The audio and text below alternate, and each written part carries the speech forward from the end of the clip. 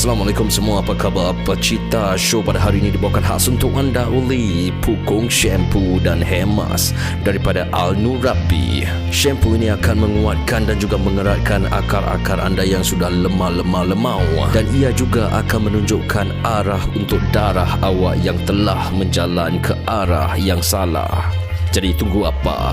Dapatkanlah Pukong Shampoo anda. To order, call Al-Nurabi at 8829-2916. Rancangan Apa Cita live dibawakan khas untuk anda oleh DJMS Production. Kalau ada cerita cubalah cerita, mau malu apa tak tahu tanya. Bila lu tumpang lalu ceritamu akan terbakar. Kalau tak percaya cubalah cerita. Macam semua, lu apa cerita? Assalamualaikum semua, apa khabar, apa cerita? Nama saya DJMS Hafiz. Pada minggu lepas, saya telah pun ceritakan tentang tangisan bersuara, iaitu tentang kedengaran tapak kasut orang berjalan sambil menangis di dalam ofis aku. Apa yang aku dengarkan pada hari itu, tipulah kalau aku cakap fikiran aku tak terganggu. So, pasal aku tak nak terbayangkan bunyi itu dan juga suara misteri itu, aku pun buat keputusan tidak menurun ofis aku selama 3 hari. I guess after 3 days of getting enough rest and clearing my mind off, I decided it's time to get back to work. So on that day, I decided to go to my office is to actually to prepare aku punya Apa Cerita Show episod ke-17 dengan Nick Mikael from 21 Bidders dan juga AI from M2M Movement Private Limited. So it was a prep show. And of course during my prep, I always tend to be alone in the office.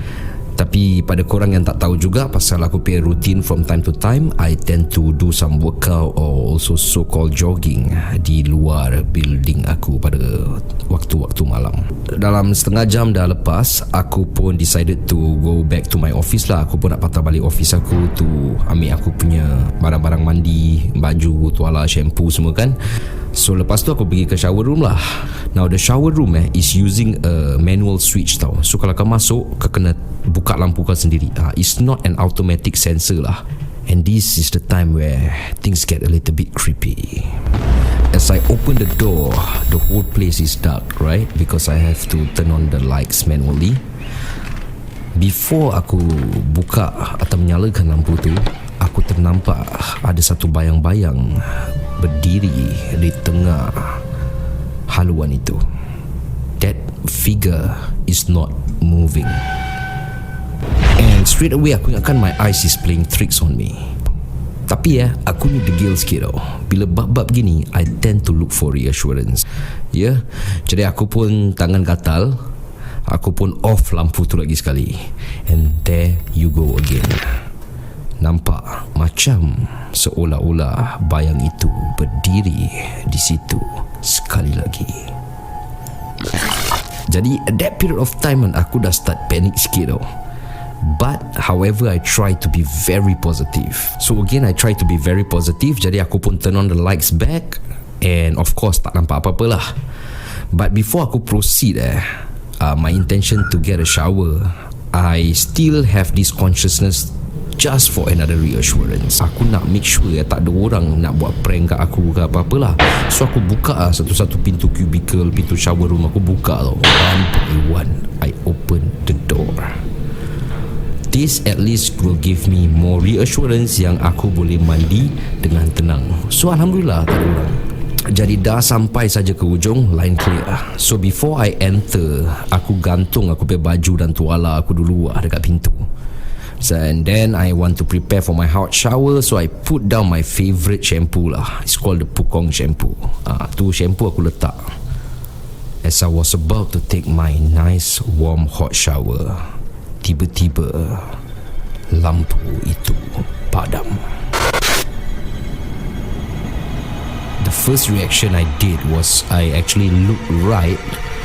Ada orang dari luar tarik baju dan tuala aku yang gantung. So aku terus panik lah.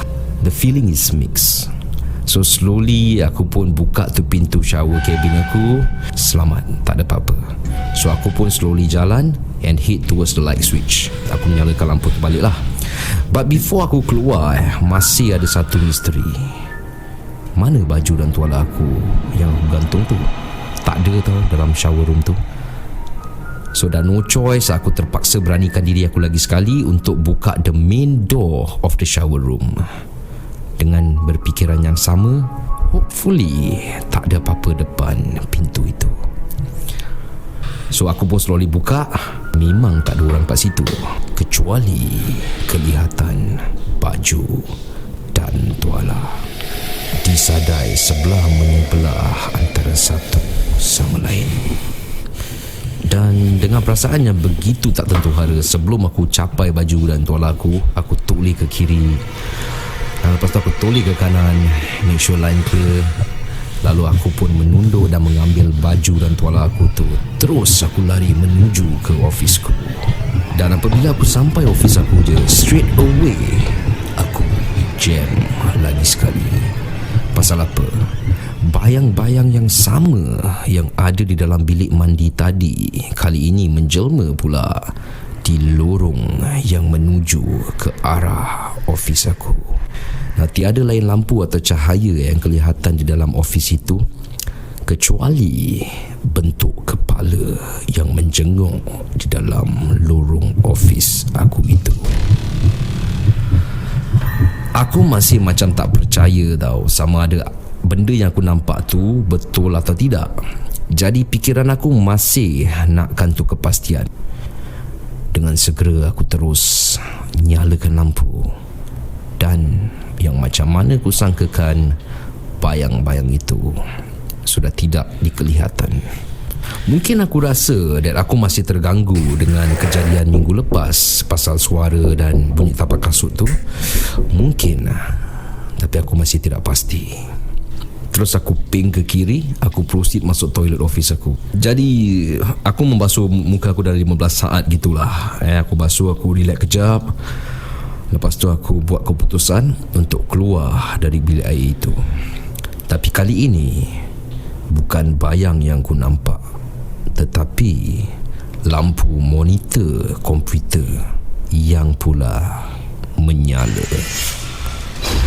Jadi dengan tidak membuang masa, aku pun terus lari keluar. Aku boleh rasa yang jantung aku ni dah betul-betul lah degap-degut dengan laju.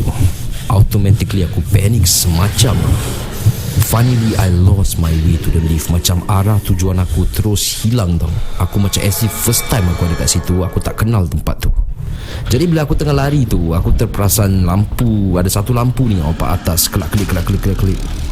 Terus aku macam stare kejap. Pasal kepala aku macam dah pening. Kalau kasih aku Panadol 2 biji pun aku tak boleh cure. Kira kan tak boleh tolong. Panadol pun tak boleh tolong pada masa itu. Jadi aku toleh ke kanan. Dan terus tiba-tiba aku rasa seram, sejuk semacam jauh itu perjalanan lorong tu. Jadi lepas tu aku pun toleh ke kiri. Bila aku toleh ke kiri tu, macam aku tu dekat lagi terang. Jadi aku pun choose aku pilih lorong yang ke kiri itu. Tapi tanpa ku sedari, setelah aku nampak makhluk itu, dengan kelam kabut aku pun terus mundur ke belakang. Dan dalam perasaan cemas itu, aku tidak dapat kawalkan mindaku dan juga pergerakanku. Lalu aku terselingkuh dan jatuh. Dan tiba-tiba aku pingsan kejap. Selepas kejadian itu dah hampir setengah jam lepas gitu. Aku rasa waktu dah hampir 2 pagi lah since that incident. Tiba-tiba aku dengar suara yang memanggil aku. Hello, you okay not bro? Dia tepuk aku bahu, menanyakan kalau ada apa-apa terjadi atau tidak. Of course lah, aku tak cakap aku nampak apa-apa. Aku just cakap aku kurang sihat lah. So aku pitam. Lepas tu security guard tu cakap sesuatu ni tau, pelik. And this is exactly why it's so mysterious. Awak adalah orang yang ketiga yang pingsan di sini, di sama tempat dan di sama waktu. Dalam ketiga-tiga kejadian itu, ia berlaku dalam masa 1 minggu. Adakah tempat itu keras? Apakah ceritanya di sebalik tempat itu? Nama saya DJ MS Hafiz. Sila share dan like. Selamat malam semua.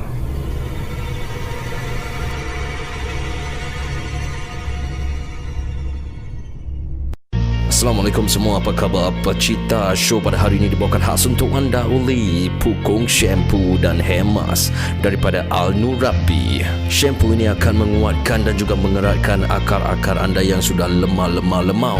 Dan ia juga akan menunjukkan arah untuk darah awak yang telah menjalan ke arah yang salah. Jadi tunggu apa? Dapatkanlah Pukung Shampoo anda. To order, call Al-Nurabi at 8829-2916. Kalau ada cerita cubalah cerita, mau malu apa tak tahu tanya.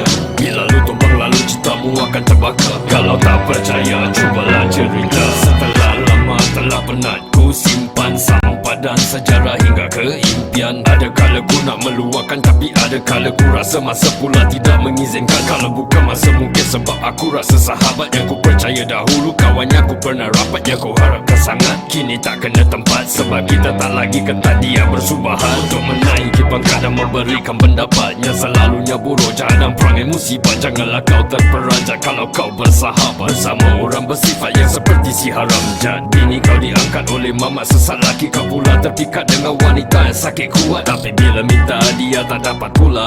Apa cita hal dunia? Atas bawah naik mahkamah, cerita lama bawa ke tengah, kisah lama jadi sejarah. Tapi tak salah untuk cerita. Kalau ada cerita cubalah cerita, mau malu apa tak tahu tanya. Bila lu tumpang lalu ceritamu akan terbakar. Kalau tak percaya cubalah cerita. Macam semua, lu apa cerita?